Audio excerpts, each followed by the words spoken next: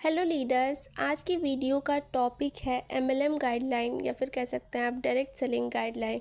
अगर आप network marketing company या फिर एमएलएम कंपनी में काम कर रहे हैं या फिर काम करने का सोच रहे हैं तो आपको नेटवर्क मार्केटिंग एमएलएम गाइडलाइन के बारे में पता होना चाहिए। अब ये गाइडलाइन क्या है? गाइडलाइन का मतलब होता है रूल।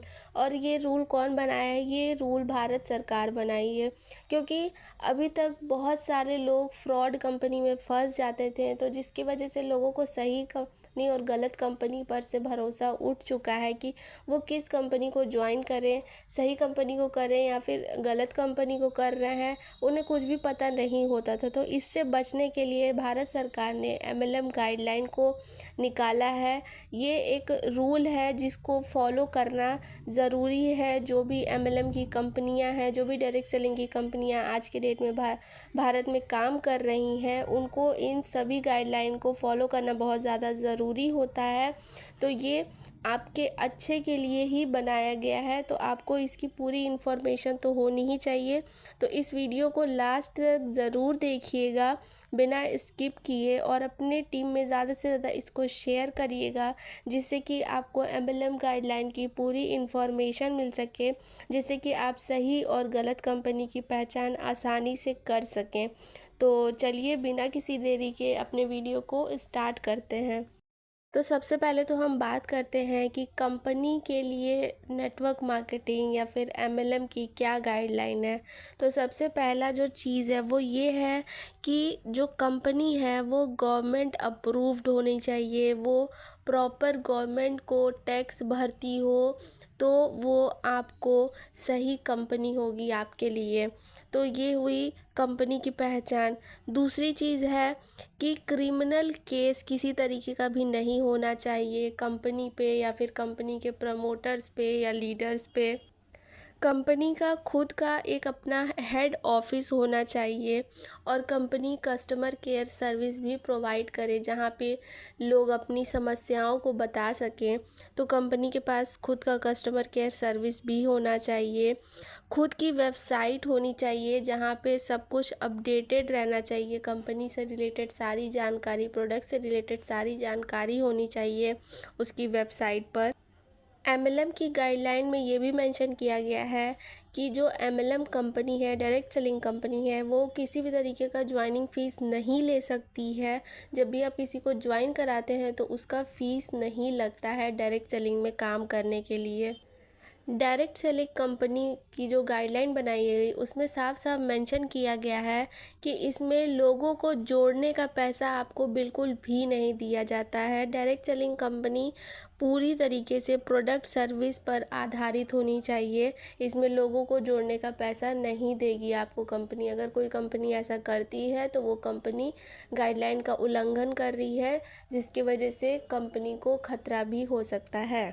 तो ये सारी इन्फॉर्मेशन तो हुई कंपनी की, कंपनी को किस बातों का ध्यान रखना चाहिए। अगर ये सारी चीज़ें कंपनी मानती है और करती है तो वो एमएलएम की गाइडलाइन के अनुसार काम कर रही है, और अगर नहीं कर रही है तो वो एमएलएम की गाइडलाइन का उल्लंघन कर रही है, जिसके लिए कंपनी को बहुत बड़ा भुगतान भी करना पड़ सकता है आने वाले टाइम में। तो अभी तक हमने जाना कंपनी के बारे में, कंपनी के लिए जो गाइडलाइन है। अब हम जानते हैं डायरेक्ट सेलर के लिए जो गाइडलाइन बनाई गई है। जब भी हम किसी कंपनी में ज्वाइन होते हैं तो हमें आइडेंटिटी कार्ड मिलता है, जिससे कि पहचान हो सके कि हम किस कंपनी में काम कर रहे हैं। तो आपके पास आइडेंटिटी कार्ड होना बहुत ज़्यादा ज़रूरी है। अगर आपके पास नहीं है तो आपकी कंपनी प्रोवाइड कराती है। आप अपने लीडर से कांटेक्ट करें, कंपनी से कांटेक्ट करके अपने लिए अपनी कंपनी का आइडेंटिटी कार्ड ज़रूर ले लें अपने नाम का। डायरेक्ट सेलर को इस चीज़ का बात का ध्यान ज़रूर रखना चाहिए कि जब भी वो किसी को प्रोडक्ट सेल करता है तो उसे कंपनी की सबसे पहले तो पूरी जानकारी देनी चाहिए, तभी वो कंपनी का प्रोडक्ट किसी को सेल करे। अदरवाइज़ ये भी इलीगल होता है, ये भी गाइडलाइन के ख़िलाफ़ होता है अगर बिना जानकारी के आप किसी प्रोडक्ट को सेल करते हैं तो। कंपनी का प्रोडक्ट सेल करते वक्त आपको खुद की जानकारी, कंपनी की जानकारी, खुद का नाम, एड्रेस, मोबाइल नंबर, ये सारी चीज़ें भी देनी होती है अगर आप सेल कर रहे हैं तो। और date of order, product bill refund information, मतलब आप उसको रिफ़ंड कर सकते हैं। अगर सामान पसंद नहीं आया तो आप उस सामान को रिफ़ंड भी कर सकते हैं। तो ये भी सारी चीज़ें आपको बतानी होती हैं जब आप प्रोडक्ट को सेल करते हैं। तो तीसरी जो चीज़ है कि जब भी आप प्रोडक्ट सेल करते हैं तो आपका जो प्रोडक्ट सेलिंग है वो एमआरपी से ज़्यादा नहीं होना चाहिए। आप एमआरपी से ज़्यादा के प्रोडक्ट नहीं सेल कर सकते। जो एमआरपी लिखी है आप उस पर ही प्रोडक्ट को सेल कर सकते हैं, उससे ज़्यादा आप पैसे एक्स्ट्रा नहीं ले सकते हैं किसी भी चीज़ के। डायरेक्ट सेलर को कंपनी द्वारा जो भी सही जानकारी दी जाती है उसको अच्छे से ले लेनी चाहिए, अच्छे से उसको सभी चीज़ें पता होनी चाहिए कंपनी के बारे में, क्योंकि एक डायरेक्ट सेलर जब भी फील्ड में निकलता है तो उसे झूठी जानकारी किसी को भी नहीं देनी है। बढ़ा चढ़ा करके कंपनी के बारे में, खुद के बारे में नहीं बताना है। झूठे और बड़े बड़े सपने वादे नहीं करने हैं किसी से। ये अगर कोई करता है तो ये भी गाइडलाइन के खिलाफ होता है। ये चीज़ सही नहीं मानी जाती है गाइडलाइन के अनुसार। ये सारी बातों का एक डायरेक्ट सेलर को ज़रूर से ध्यान रखना चाहिए। और कंपनी की जो गाइडलाइन है, एमएलएम की जो गाइडलाइन है, उसमें डायरेक्ट सेलर के लिए भी बहुत ज़्यादा अच्छी चीज़ें हैं जो कि अभी मैं आपको बता रही हूँ। कि सबसे पहली चीज़ तो जो डायरेक्ट सेलर है वो फ्री होता है कंपनी को छोड़ने के लिए। अगर वो उसे लगता है कुछ ठीक नहीं है तो वो कंपनी को क्विट भी कर सकता है, छोड़ सकता है जब भी वो चाहे तब।